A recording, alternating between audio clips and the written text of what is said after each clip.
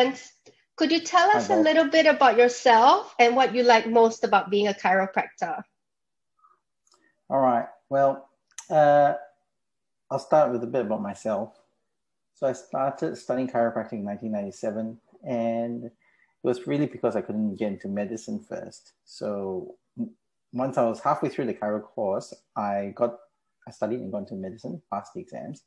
And then I realized that I wanted to be a GP and not a specialist because it sort of kept my options open. I still could see lots of different people, not just one thing. I originally got into medicine because I wanted to be a spine surgeon, but then I realized that they don't see patients; they just cut people's spines. So anyhow, so what do I like most about being a GP and a chiropractor is that I get to meet different people in all different ages of life, and I get to help them. And given that I've got a flexible job, it means that I can see and do various things. So I do teaching, I do clinical work as a GP and chiropractor, and then I do surgical assisting. Like today, I was in the operating theater, and I get to go away to do locum work as a rural GP in the country of Australia. So just go to places where there are no doctors or very few doctors for 50 kilometers. There's no doctor, and then you're it. It's the only job, only doctor available. So Right. that's a bit about myself. So that's pretty much your typical day then. Chiropractic kind of got you into medicine, and you've been able to do quite a diverse number of things. Yep. So every day is different for me. Today I was in the hospital as a surgical assistant, and I worked today on colorectal surgery and spinal surgery. So two very different fields of medicine. And then in the afternoon, I was, seeing patients in a nursing home before I came back. And so now I'm home and just being with family. Tomorrow will be a different day. Tomorrow I get to go to the nursing home again. Then I get to go to a GP clinic. Every day is different. Thursday is a different day. It's an educational day where I teach young doctors or medical students or conduct examinations. So every day is really different and no day is the same. And that's why I like what I do. Doing that. Do you think starting off as a chiropractor gave you an advantage to become a doctor? Yes, absolutely.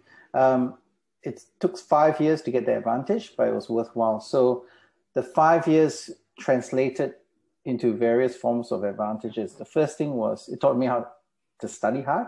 So I could study in an environment which was like-minded. And chiropractic as a profession is a very people's-oriented discipline. It's like physiotherapy, it's like osteopathy. And one of the big differentiating factors is that we have to work for our patients. All our patients, almost exceptionally, are in the private setting. So we don't see any patients in the hospital. So the patients are not given to you. You have to work for your patient, which means that if you're a people's person or patient-oriented person, you're good, the patients will come back to you and you'll get a good reputation. So therefore your business will grow. As opposed to working in a hospital, you could be potentially given patients and you could, you don't have to be that great at being on time. You don't have to be that great with your people skills. People still come to you because they don't have any other option. So being a chiropractor taught me that important knowledge first. You'll see that a lot of doctors feel like they have this God mentality. They're very paternalistic where they feel like, you're coming to them and you owe them almost, something. And it's not just a fee that you owe them, but, as if they don't need to care about you. And that's drummed out in the chiropractic profession because we work really hard for our patients. So now you learn that skill. And then when you bring it to medicine, it's quite refreshing for the doctors because they're trying to teach that in medical school, but it's really difficult to teach that mentality to a very, very driven individual, if you know what I mean. These medical students are top of the year. They're very driven to get into a specific profession. And teaching them to be humble and to look after patients can be secondary along the way. We try that. So that's important. Yeah. Could you tell us about your proudest moment? Yep. So I had a bit of time to think about this one. My proudest moment is basically when my registrars do well. So when they graduate from training or when they find a good diagnosis or they manage a patient really well and there's good outcome, that's probably the proudest time because you spend all this effort, they're like kids and kids who are very smart and, they trust you to teach them and they trust you to show them how to conduct themselves. And when they learn it from themselves and then they suddenly embody what you've taught them, it really does come home that you've actually done a good job, because they are taking those skills and carrying on with that. And that's something that's intangible. There's many other times, I mean, proud moments when your patients, do well.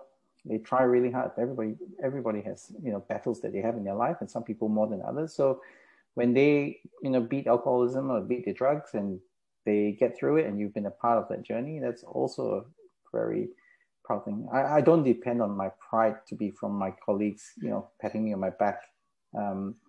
It's really what your legacy you leave behind.